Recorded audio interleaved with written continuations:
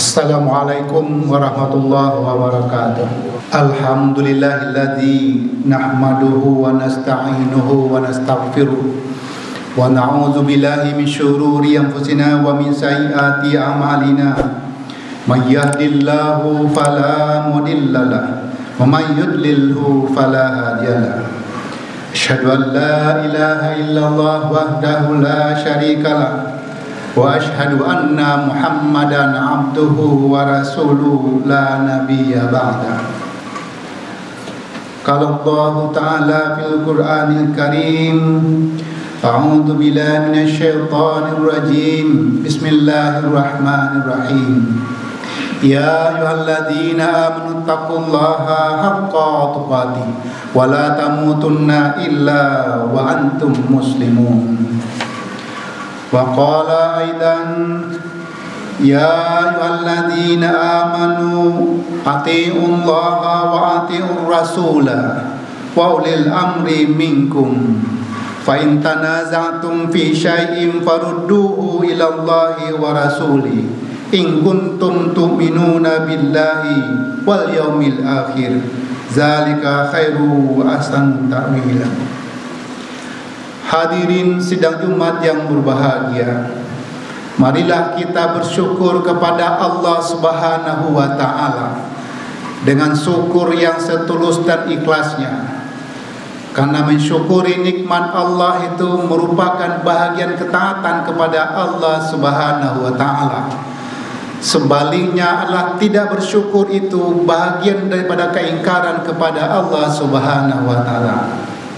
La in syakartum la azidanakum wa la in kafartum inna azabi lasyadid. Jika kamu bersyukur, kata Allah, niscaya akan ditambahkan nikmatnya itu untukmu. Dan jika kamu tidak mau bersyukur, maka azab itu pedih. Hadirin yang berbahagia, khatib menyerukan kepada segenap hadirin bahagia bahwa marilah kita tingkatkan iman dan takwa kita kepada Allah Subhanahu wa Ta'ala.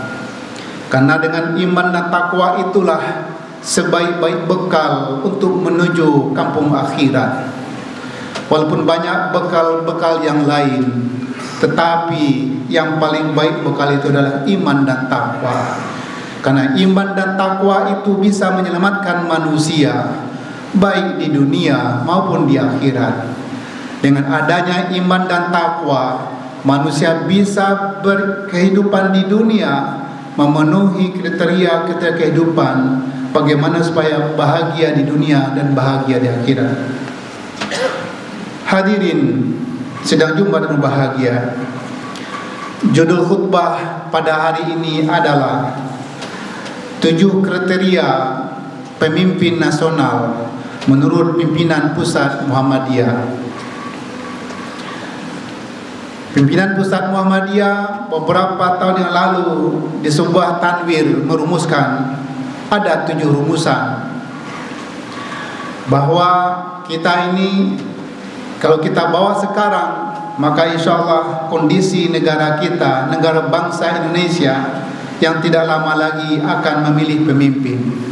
Untuk itu Muhammadiyah memberikan tuntunan dan pedoman bagaimana caranya kita untuk memilih pemimpin itu. Yang pertama adalah seorang pemimpin yang akan kita pilih itu menurut Muhammadiyah ialah orang yang berjiwa religius, taat beribadah dan berintegritas tinggi serta sejalan antara kata dan perilaku. Hari bahagia, pemimpin itu penting, ya. Bukanlah dia tidak penting, karena justru pemimpin itu kalau dia baik, maka dia dapat menyelamatkan orang-orang yang dipimpin menjadi baik. Kalau pemimpin itu tidak baik, maka dia bisa menjerumuskan orang-orang yang dipimpin menjadi tidak baik. Untuk itu, maka pemimpin itu sangat penting. Bahkan Rasulullah mengatakan, jika kamu bepergian 2 orang atau lebih, maka kata Rasulullah, angkatlah seorang pemimpin. dan anggotanya harus mematuhi kepemimpinannya. Jadi menjadi syarat bagi seorang pemimpin itu ialah yang religius, ya, yang beragama, yang taat agamanya. Kalau ada dua orang, yang satu sama-sama beragama, yang satu taat agamanya, yang satu tidak taat, maka tentu kita dianjurkan memilih yang kuat agamanya. Dan kemudian taat beribadah. Apa arti taat beribadah itu? Jika ada panggilan sholat, dia sholat. Jika datang bulan Ramadan, dia berpuasa. Jika dia mampu, dia berzakat. Mempunyai harta lebih satu nisab, dia keluarkan zakatnya. Bila dia dipanggil untuk haji, dia datang. Inilah contohnya orang yang taat beragama itu. Jadi bukan hanya sekedar sama-sama beragama, tetapi adalah yang taat beragama dan berintegritas tinggi serta sejalan antara kata dan perilaku. Jadi artinya adalah orang itu orang yang amanah, orang yang jujur, sama lidah kata-katanya dengan perbuatannya. Jangan sampai kita memilih justru orang yang berbeda antara kata dan perilaku. Kalau orang yang berbeda perkataan dengan perilakunya, dalam Islam dikatakan sebagai nifaq, orang yang munafik. Yang kedua, syarat jadi pemimpin itu ialah memiliki visi dan karakter yang kuat. Apa itu visi? Visi itu ialah dia punya tujuan akhir kepemimpinannya. Ada orang punya visi hanya duniawi saja, dan ada juga yang lain memiliki visi malah dia sampai ke akhirat. Nah, sebagai orang yang beragama, tentulah bukan hanya dunia menjadi visinya. Kenapa? Karena dia adalah memimpin umat berbagai macam lapisan masyarakat dan golongan, maka dia akan memimpin menuju untuk keselamatan di dunia dan keselamatan di akhirat.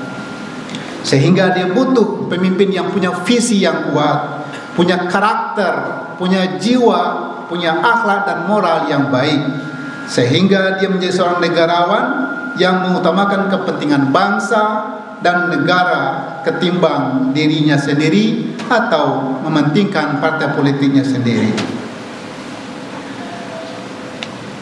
Dan yang ketiga, ya, karakter pemimpin yang ketiga ialah berani mengambil keputusan yang strategis dalam memecahkan masalah-masalah krusial bangsa dengan tetap menghormati dan menjunjung tinggi nilai-nilai kemanusiaan yang adil dan beradab.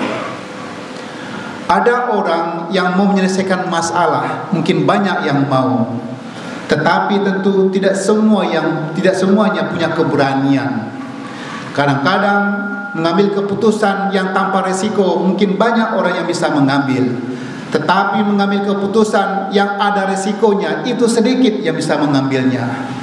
Maka kita carilah pemimpin yang berani mengambil keputusan yang strategis, walaupun keputusannya itu berdampak kepada dirinya, keluarganya dan sebagainya, tetapi pada menguntungkan kepada kepemimpinan yang lebih luas. Rasulullah banyak memberikan contoh-contoh bagaimana cara mengambil keputusan yang strategis itu. Contohnya ketika bagaimana Rasulullah menghadapi gempuran kaum musyrikin. Contohnya ketika terjadinya perang Badar, apakah akan melawan menanti musuh itu di dalam kota atau di perbatasan kota atau di luar kota? Para sahabat berbeda pendapat. Ada yang mengatakan di dalam kota aja kita tunggu karena kita sedikit, mereka banyak. Ada yang mengatakan di batas kota saja supaya kota kita tidak hancur. Ada yang mengatakan di luar kota saja supaya kota kita selamat. Nah, Rasulullah memutuskan, walaupun pasukan Islam itu sedikit, pasukan kafir Quraisy itu banyak, tetapi Rasulullah pergi keluar kota untuk menyambut kedatangan musuh itu dengan jiwa yang kuat, dengan semangat iman dan takwa yang kuat. Alhamdulillah beliau berhasil memenangkan peperangan Badar itu. Yang keempat, adalah mewujudkan tata kelola pemerintahan yang baik, tegas di dalam melakukan pemberantasan korupsi, menegakkan hukum, serta menyelamatkan aset dan kekayaan negara. Ini menurut Muhammadiyah yang keempat syarat pemimpin itu, yaitu dia mampu mewujudkan tata kelola pemerintahan yang baik, kemudian dia mampu memberantas korupsi dan juga bisa menegakkan hukum. Yang menegakkan korupsi itu, baik korupsinya sedikit ataupun banyak, harus diberantas. Baik korupsi itu dilakukan oleh saudara, oleh kelompok atau orang lain, juga harus ditegakkan. Nilai dilakukan dalam mewujudkan tata kelola pemerintahan yang baik dan tegas dalam menegakkan hukum. Tidak seperti yang terjadi, ada menegakkan hukum, tetapi hukum itu tajam ke bawah, tumpul ke atas. Kalau menghukum pihak lawan, bersemangat sekali. Untuk menghukum pihak kroni, takut sekali. Dan yang kelima adalah kriteria yang kelima, calon pemimpin yang kita mau pilih itu adalah pemimpin yang mampu menjaga kewibawaan dan kedaulatan nasional dari berbagai ancaman di dalam maupun di luar negeri. Jadi seorang negarawan yang berwibawa, ya, tidak mau berkolusi dengan musuh. Musuh itu walaupun musuh yang di luar ataupun musuh dari dalam. Kadang-kadang musuh itu dari luar gampang dilihat, tetapi musuh dari dalam tidak kelihatan. Itulah bagaikan musuh dalam selimut.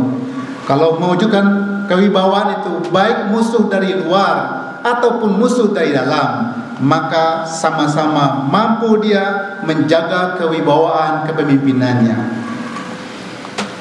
Rasulullah juga pernah melihat bagaimana ada orang-orang yang munafik, yang berpura-pura beriman, kemudian dia ingin membela Rasulullah, tetapi ada juga orang yang benar-benar beriman. Maka ada orang yang menjadi pura-pura beriman itu, dia sebenarnya menjadi musuh di dalam selimut. Dia tidak kelihatan. Contohnya adalah Abdullah bin Ubay bin Sahlul. Ketika Rasulullah mengajak untuk perang Badar ketika itu, dia malah membelot di belakang, membuat teman-temannya untuk tidak mau berperang. Dan yang keenam adalah memiliki strategi perubahan yang membawa pada kemajuan bangsa dan negara. Jadi ini punya strategi. Kita pilih pemimpin itu yang memiliki strategi untuk mencapai perubahan yang membawa kepada kemajuan bangsa dan negara. Muhammadiyah memiliki tagline, yaitu yang berkemajuan, untuk membangun bangsa dan negara serta masyarakat yang berkemajuan. Apa artinya? Yang berkemajuan itu ya memiliki karakter menuju perbaikan, kepada kesempurnaan. Dia menuju kepada lebih modern, lebih efektif, lebih efisien, sehingga dia dapat menghabat atau menghadapi tantangan-tantangan perubahan yang terjadi di belakang hari. Dan yang terakhir adalah berkomitmen terhadap aspirasi politik umat Islam dan mewujudkan Indonesia yang berkemajuan. Ini ada 7 macam kriteria pemimpin nasional Indonesia yang disarankan oleh Muhammadiyah. Artinya yang ketujuh ialah berkomitmen terhadap aspirasi umat Islam. Apa aspirasi umat Islam itu? Sebenarnya aspirasi umat Islam itu tidak muluk-muluk, mungkin semua bersama, yaitu untuk menegakkan keadilan, menjadikan masyarakat yang jujur dan amanah, masyarakat yang memiliki komitmen berkemajuan. Ini sebenarnya. Dan yang samping itu ialah bagaimana menjadi umat yang beriman dan bertakwa kepada Allah sesuai dengan pelaksanaan sila pertama daripada ketuhanan yang Maha Esa. Nah, hadirin bahagia, untuk memperkuat ini ada beberapa hadis Rasulullah. Rasulullah bersabda, siapa yang taat kepadaku, kata Rasulullah, maka berarti dia sudah taat kepada Allah. Dan siapa yang berbuat maksiat kepadaku, berarti dia berbuat maksiat kepada Allah. Dan siapa yang taat kepada pemimpin yang aku angkat, berarti dia taat kepadaku. Dan siapa yang melanggar pemimpin yang aku angkat, berarti melanggar aturanku. Termasuk juga pemimpin yang kita lakukan, pemimpin bangsa Indonesia ini adalah pemimpin yang menjalankan sunnah Rasulullah, pemimpin yang melaksanakan kepemimpinan Rasulullah SAW, yaitu merangka mentaati sunnah Rasulullah. Pada hadis yang berikutnya diriwayatkan oleh Bukhari, kata Rasulullah, patuh dan taat itu pada pemimpin adalah wajib bagi seseorang dalam hal apapun, baik dia suka apapun tidak suka, selama tidak diperintahkan berbuat maksiat. Jika diperintahkan berbuat maksiat, maka tidaklah wajib patuh kepadanya. Hari bahagia pemimpin itu adalah untuk memerintahkan kepada kebaikan. Akan tetapi bila ada pemimpin yang memerintahkan kepada kemaksiatan, yang memerintahkan kepada kemudaratan, yang memerintahkan kepada kefasadatan, maka kita tidak wajib patuh pada perintahnya itu. Demikian khutbah yang singkat ini. Hadirin bahagia, semoga berkat Allah tercurah kepada kita semua. Barakallahu li wa lakum wa lisa'il muslimina wal muslimat wal mu'minina wal mu'minat al ahya'i minhum wal amwat ya qadil hajat. Alhamdulillahi rabbil alamin. Wassalatu wassalamu ala asrafil anbiya'i wal mursalin wa ala alihi wa sahbihi ajma'in. Asyhadu la ilaha illallah wahdahu la syarikalah wa asyhadu anna Muhammadan abduhu wa rasuluhu la nabiyya ba'da. Kalau ta'ala fil Qur'anil Karim, a'udzu billahi minasyaitonir rajim. Bismillahirrahmanirrahim. Ya ayyuhalladzina amanu taqullaha wa tanzur nafsum ma qaddamat lighad wattaqullaha innallaha khabirum bima ta'malun. Wahai orang-orang yang beriman, bertakwalah kepada Allah dan hendaklah kamu memperhatikan apa yang telah kamu lakukan untuk persiapan hari esok. Dalam surah Sad ayat 26 Allah berfirman, a'udzu billahi minasyaitonir rajim.